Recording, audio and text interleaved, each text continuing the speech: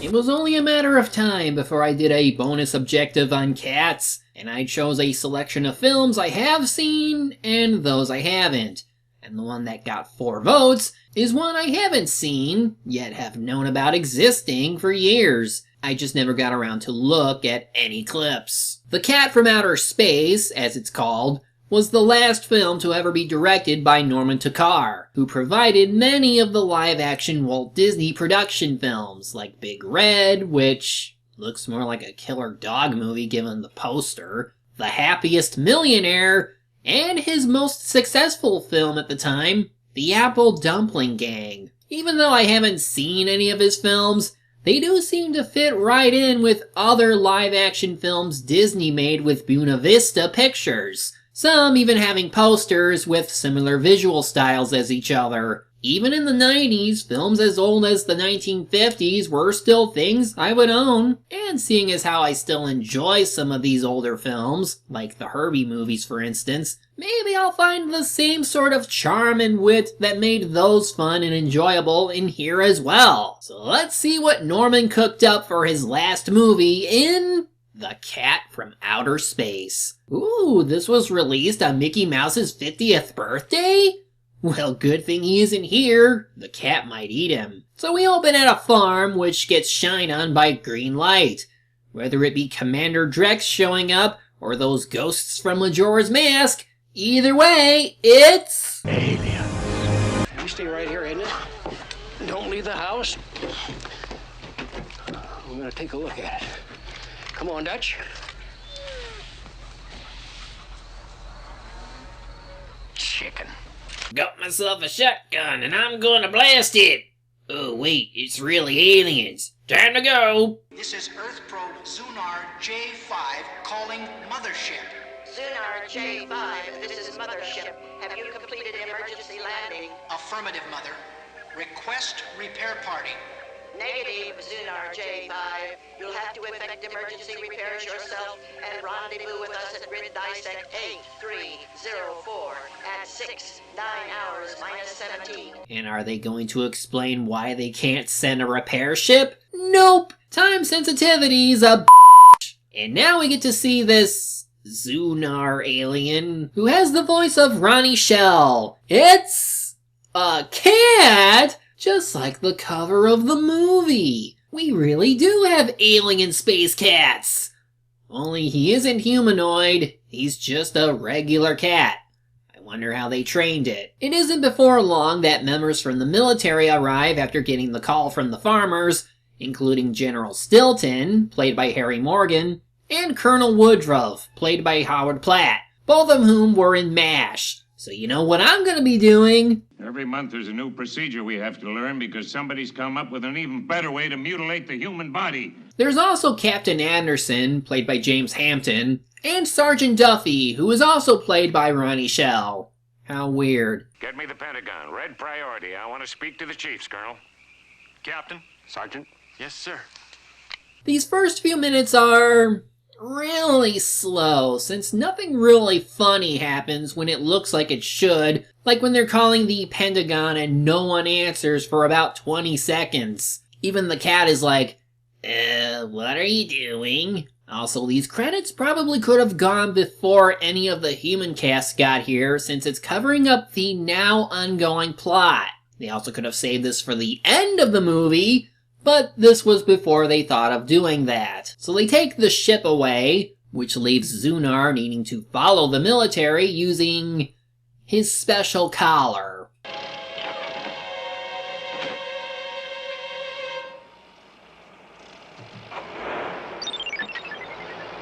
Colonel, when we get to Hopscotch, I want Mark IV priority security. So this movie was partially an inspiration to Super Buddies, wasn't it? I mean, he's got telekinesis with that on, so this must be a Ring of Inspiron! No, that's just dumb. Oh, and it can teleport? I mean, how did he get up there? Brilliant technological achievement, General. There's absolutely nothing like it in the state of the You're art. trying to tell me something, Allison? It's definitely not one of ours, General. How about Russia? Please, Russia won't be doing anything to us until the 2010s. backed by the 45th president, too. And already we can tell that General Stilton is going to be the paranoid military leader who immediately sees this possible space alien, or at least some foreign agent, as a threat. But whatever, this should lead to some overdramatic moments from him. We're introduced to some more characters, including Elizabeth Bartlett, played by Sandy Duncan, Norman Link, played by another MASH actor, McLean Stevenson, and even one of our antagonists of the movie, Mr. Stallwood, played by the late Roddy McDowall, who isn't even allowed to be here because... positions? The reason Stilton called everyone here is to ask them about something top secret that mustn't be leaked, all while Zunar watches without anyone noticing him lounging about. Propulsion unit of some sort, ladies and gentlemen. Never mind where we got it. We have other experts working on that. What we want to know from you is, what makes it tick? Okay, let's have your hypothesis. The energy source could be atomic. We've checked on that. Negative. Direct conversion, utilizing thermionic... Checked out. Negative. What, you asked other scientists who were around at the time of finding this thing? Or are you some kind of science whiz yourself? And as I said, Stallwood is bad because he's a spy working for someone named Olympus. And I guess Stallwood isn't well remembered if they don't remember his code name. Back at the meeting, since no one can explain the floating artichoke, as they would later call it, Liz suggests they call in Frank Wilson, who, judging from how everyone is reacting, may also not be a good idea. Who's Dr. Wilson? He's in my carpool. Oh, that is, we live in the same building. That certainly qualifies. What I'm trying to say is, he's a very bright, young physicist who's come here recently on loan from Caltech. A loan, I might add, that is bearing absolutely no interest. Is he the Dr. House of scientists? No, it's Ken Barry, who was also Willoughby Whitfield from Herbie Rides Again. Maybe they don't like him because he once told them about sentient cars. It's beautiful. Don't you have any other observation? Only that it looks like an artichoke, sir. We know it looks like an artichoke, Wilson. What makes it tick? Mayonnaise? Oh, no, I was only joking, sir. I do have a theory, sir. Actually, in line with the work I've been doing. I have a hunch it's tapping the primal mainstream, General. Oh, we got the cat interested. Yes, take biofeedback, for instance. Why, if I taped terminals to your head, General, your brain could run an electric train. Electric train? I'm sorry, General. I tried to Perhaps tell you. electric train wasn't the most That'll be all, Wilson. example Thank you very much. You let me have that for a couple of months. Oh, come on, he was onto something. Naturally, Zunar follows him into his own lab, which makes him an unorthodox inventor too. And even now, not even Frank sees the cat that's literally within his field of vision as he lays down. Oh, never mind, it's only after he lays down that he finally notices. Well, alright then. You're asking for trouble. Dr. Heffel isn't too crazy about animals in the building. Fact is, he isn't too crazy about people in the building either. What's your name, huh? Charlie? Cuddles? Jake? Yes, you look like Jake. I'll give them credit in that they use the typical behavior of a cat to their advantage, since unlike dogs, cats can be hard to train in getting them to do whatever you direct them to. Like someone in the background might have lured the cat's gaze at the ornaments or moved them about the room. And even though he believes he might already be owned by someone given the collar, he's already ready to take him home with him, even mentioning that Liz has a cat of her own he might like. Speaking of Liz, let's see how their chemistry is. You won't have to drive Professor Link and myself home tonight, Dr. Wilson. Heffel's called a late meeting. Oh, I don't mind waiting. Oh, it won't be necessary. We've made other arrangements. Yeah, well, how about a cup of coffee? No. Chocolate chip cookie? No. Hey, are you sore or something? Sore? Sore? Well, whatever gave you that idea? Well, what is it? What did I do? Nothing. Absolutely nothing. Mayonnaise. So she recommended calling this guy in because he might know something, only to get pissy at him for doing the thing she knows him well to do, What a good neighbor she is. They do at least talk about reading each other's works, and it sounds like they are at least good friends. Well, it's been 20 minutes of long dialogue and humor that hasn't really sold me on anything yet, so it's finally time for the cat to talk. I think she digged you. I sure hope so. Who said that? I did. And Frank, we better get down to business. Sit down. We've got to talk. But your lips aren't moving. I mean, you're not speaking. Thought transference. Nothing exceptional where I come from. Now, sit. Now let me tell you the story of how our kind left our seed on this world and gave birth to the first species you call a house cat. Zunar decides to go by Frank's earlier suggestion of Jake, since his full name would be too hard for him, and tells him about where he comes from. I made an emergency landing in a spaceship from another galaxy. That so-called artichoke. It's from my craft. But you're a cat. Granted. But you see, Frank, in our civilization, that's as far as we needed to evolve. We developed our brain to a fine point. Now, man, on the other hand, rose off his 4 legs and developed tools, machinery, agriculture, and a chronic pain in his lower back. Ah, so your world is basically just like ours, but your evolution just stopped at cat. Does that mean we all could have been cats at some point? Basically, their technology helps with their brain power. Given the collar, lets them perform telekinesis and the like.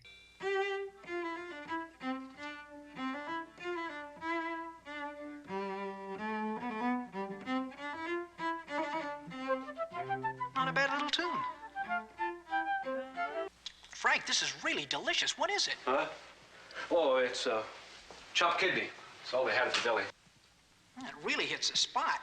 I may take a couple of cases for my trip back. Suddenly, I feel like Jake is becoming more like Beerus in his curiosity for Earth food. More or less, he needs his help in repairing the ship, since he likes Frank's equations. He hesitates, but Frank eventually accepts his little proposal of learning how to perform a quantum jump. Oh, and he learns that even he can use the collar by just holding on to it. Just concentrate. Concentrate. Think levitation. Levitation. You're as light as a feather.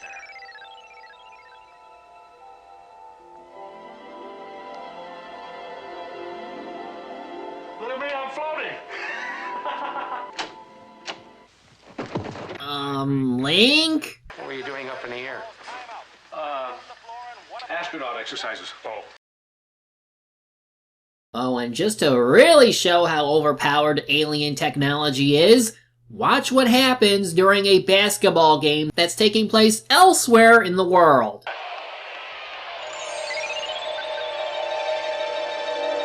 I don't believe it. He scores. He made it in the last second, and the Lakers will win it by 2. Yes, his telekinesis can even extend to places he's not even there physically for, and can still work. Ring of Inspiron or not, this cat can wield power better than any dog can. At least it helped get Link to leave. Do you think I ought to carry you? I mean, just so people don't suspect you're not an ordinary cat. Good thinking, Frank. Besides, my left paw's been acting up again. Oh? An old football injury? Actually, no. Polo. They have polo. Wait, is it the horseback polo or water polo? They try to leave but get stopped by Liz, who brought her cat Lucy Bell over, if only because they had dinner planned tonight. Something came up, and I'm afraid you're going to have to give me a rain check. Oh, well, of course. It really doesn't matter. Oh, but it does. It matters a lot, Liz. No, Dr. Bartlett. You see, what happened was,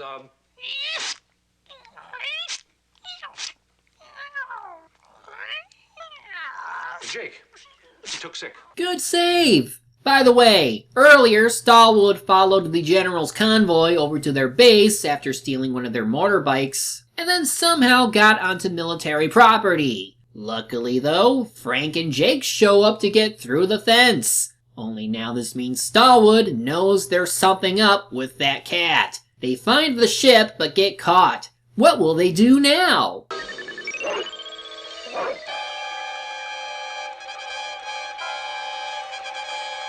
Forget it. Where wears off in 20 minutes. It's harmless. He won't remember a thing. So he not only can perform telepathy and telekinesis from anywhere in the world, but he can also freeze people in place with mind-wiping effects? Is there anything you can't do? Now that they're at the ship, they can begin doing some repairs. Part of it requires flying, and Frank is given a spare collar he can use to help him. Well, that's good. Just don't lose both.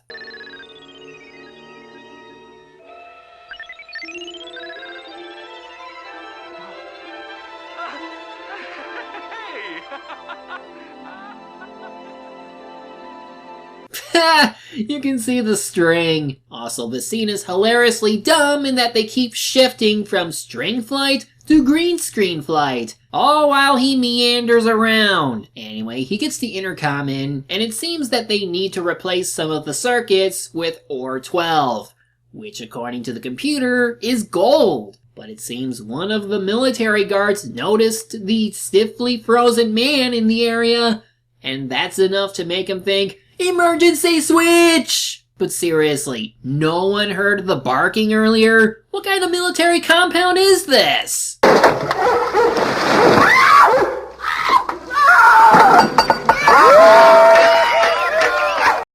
Yeah, I could buy it's run by dorks. Obviously, they can't zap the whole base, but they can sneak by even when it looks like they can't. Oh, nope, they get cut. Oh, nope. They get away that time. Oh, nope. Collar comes off as Jake fights with them. Man, lots of things happening today. He gets it back, though, as they ride out on the motorcycle. And the reason Stallwood isn't caught is because a garbage truck rams into the side of the building he's on, and he falls in. Hope the compactor doesn't get to him. Now what do we do? Now you hang on.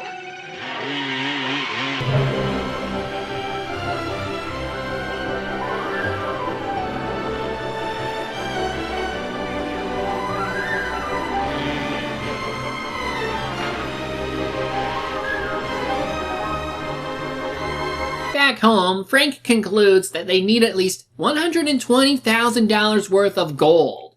Which, never mind how large that is, how is he gonna buy that much gold? Probably need to ask Link, since he's basically that guy who keeps invading the home to watch TV. Come on, sweet Jake. Let's go. Sweet Jake. Yeah, it's a hunch bet. 100 on the nose at 15 to 1. I tell you, she comes in, Tiger, and I'm going to be 1,500 in front, and you'll be licking mackerel fillet. Eventually, they come to realize that since Link likes to bet a lot of money on games, Jake can just manipulate the game so that they win their bets. And for this horse racing game... Sweet Jake's finished eating and started running. And ladies and gentlemen, is he running? Come on, Jake. Head away. Come on, Jake. Come on. Come on, boy. That's it. Hot dog 1-8. We got it. So we got the horse motivated and buff his speed? Just what is this cat? But now Frank has to convince Link that Jake is actually an alien, which he doesn't believe at first, even after he uses his power to reverse beer back into the can, and when that fails, levitation solves it.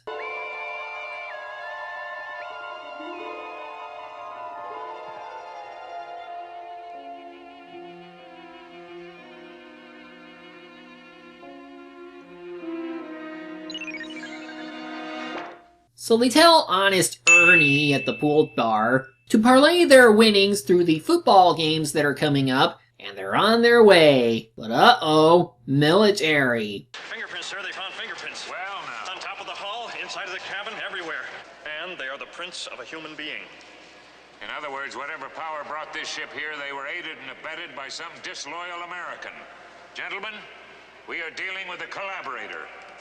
I want the face that matches these prints. Put it through the computer. God, I wish this movie was made in the current time. So they got the fingerprints to match to Frank.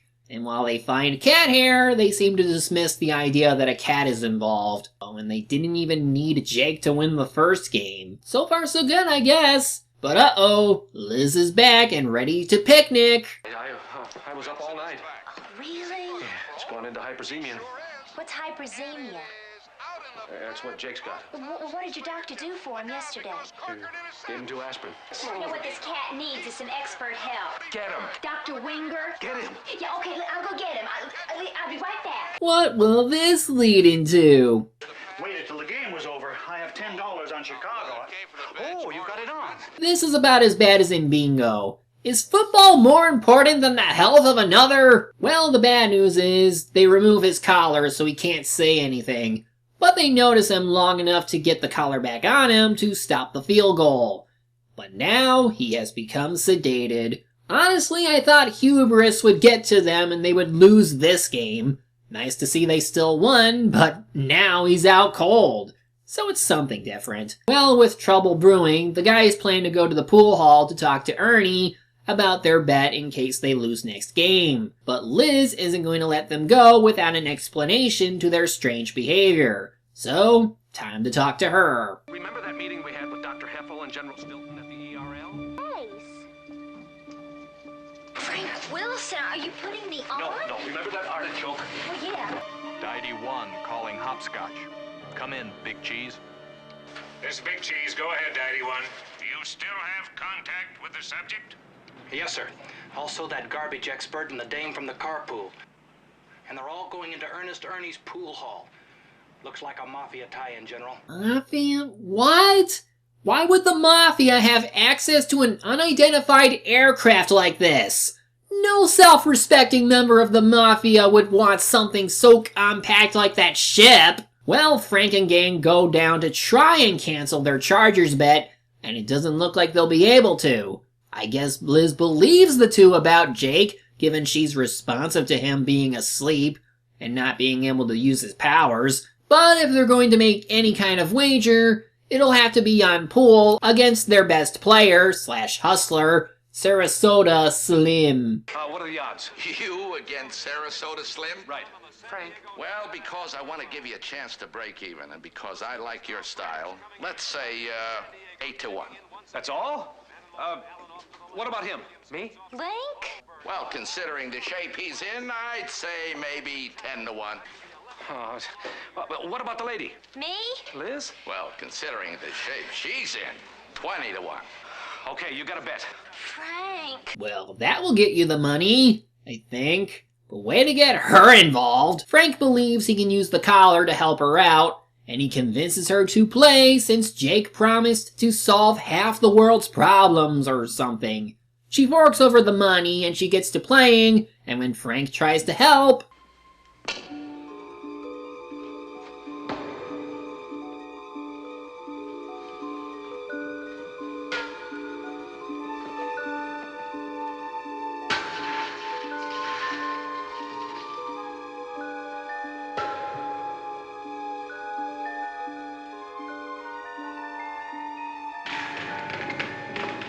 Well, they're screwed.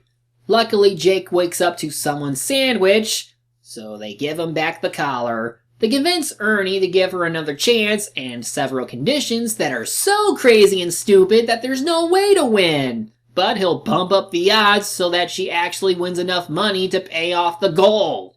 All thanks to this guy, anyway. Ernest Ernie, it would not do your reputation any credit if word was to circulate that you reneged on a wager duly offered and accepted. Get the big bundle, Weasel.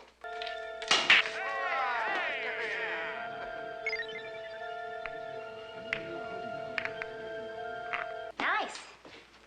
Nice break, Slim. I'm amazed they aren't rioting right now. So yeah, with Jake's help, she manages to sink all the balls in, plus a piece of debris, and she wins. Everyone cheers despite the fact supernatural activity just happened.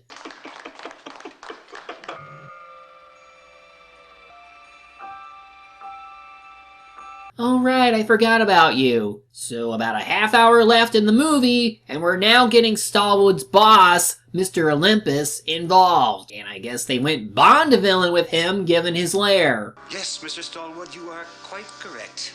It is mind-boggling, as you so graphically put it. The possibilities are infinite. A revolution in transportation, space exploration, colonizing the planets, The man who owns the secret of this device could control the world, sir.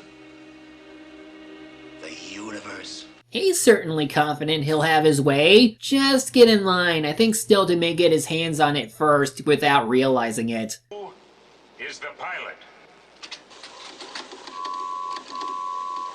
It is a pussycat. This machine is having a nervous breakdown. Get on the ball, young man. Feed that information through again. Reassess. On second thought, maybe it's time for his retirement from the military. Oh, the computer is definitely sure it's a cat they saw.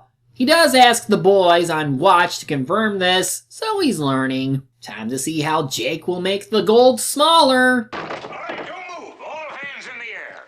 In the air. Hey, what are you doing? Dr. Frank Wilson. What is this? You can't butt in here like Dr. this. Frank Wilson, you are under arrest. You have the right to remain silent. Anything you say can be used against you in a court of law. You have the right. Sweet! Quick, Klinger! Get out of the camp before he comes to!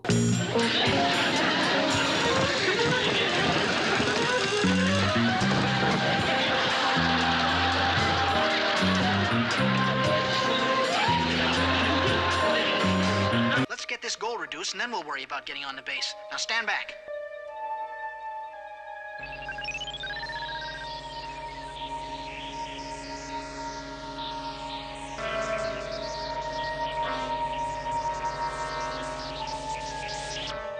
So he can perform telepathy, telekinesis, freeze people, make people go faster, and shrink gold? You are a super cat! Frank figures out the best way to get onto camp. Steal Stilton's clothes. But oops, Olympus is here, meaning they'll be part of the final act. After getting past these guys, Frank and Jake start driving the base. But because they left Link and Liz behind, they become hostages. Frank somehow gets through just fine, almost like these soldiers never seen what their general looks like, and they proceed to put the gold in. Oh, and I guess Olympus is forcing Link to try and get into base by... Friend of Frank Wells, I mean General Stilton. A very good friend. Let's go. These soldiers would fit in so well with the MASH staff. He tells Frank about Liz, and while Jake wants to help, Frank tells him he has to leave since otherwise he'll miss his chance to go home. They watch his ship take off, and surprise, he chose to stay with them, knowing he'll be stuck here forever. They head to the place where Olympus has Liz in, and want them to give them the collar in exchange for her life. You knew it. We've won. Now they will have to turn over the cat, and we will turn over the girl. We will. We won't. It might be difficult to explain your part in this affair after the young lady's gone to the police. What? You didn't really think your boss was going to be clean about his hostage situation? Oh, don't be silly. But the police show up as well, meaning we get ourselves an action climax.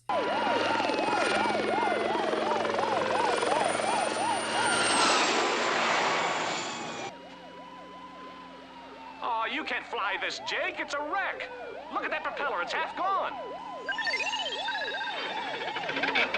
You forget, the cat is powerful enough to make even a rundown plane function. Frank and Jake give chase while Link is left to tell Stilton what the hell is going on and that Klinger nearly got away again. They can't use his power to stop the helicopter since they need to fly the plane.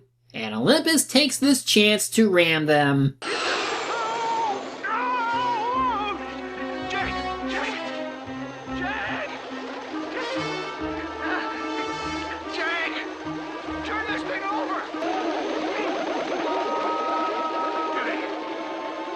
So this rather long and not so interesting chase ends up with the copter gently landing on them at one point, dodging a bridge, and yeah, this is slow. The villains think to use their guns at last, and Stallwood shoots a flare gun off in the helicopter. This freezes their controls and causes some of the villains to eject, while Stallwood catches onto Olympus. Time to save Liz and Lucy. Absolutely, Mr. President. We're just waiting for him to land, and we'll pass that on, Mr. President.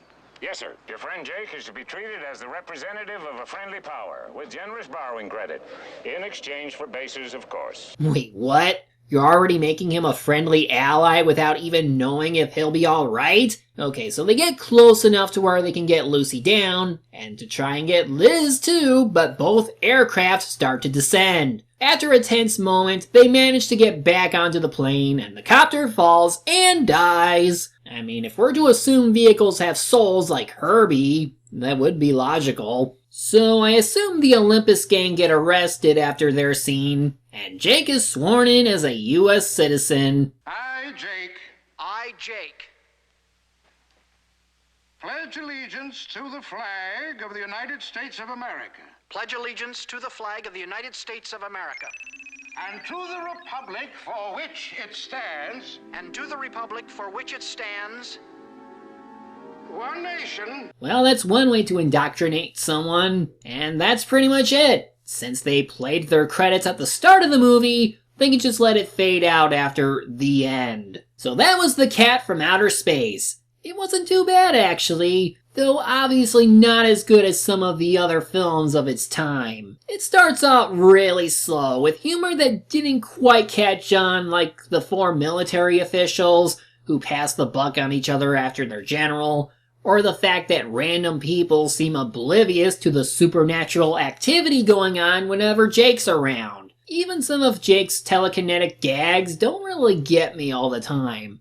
I had more enjoyment out of the ludicrous scenes that occur given their outdated effect work. There's some enjoyment to be had with the characters and what they get in, but obviously not developed all that much since this is more for the humor side of things and what can come from an alien cat with powerful abilities. On one hand, they still get plenty of laughs, but on the other hand, it either feels dated or not fully realized.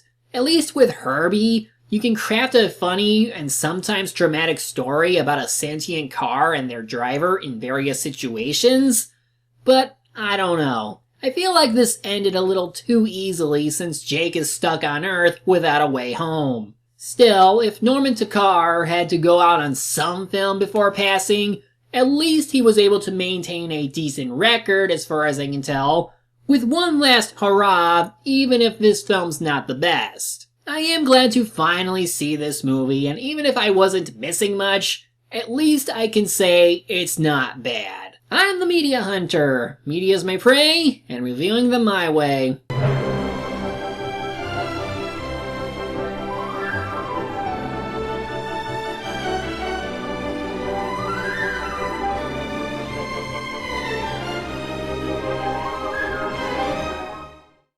To talk to a lawyer and have him present while you're being...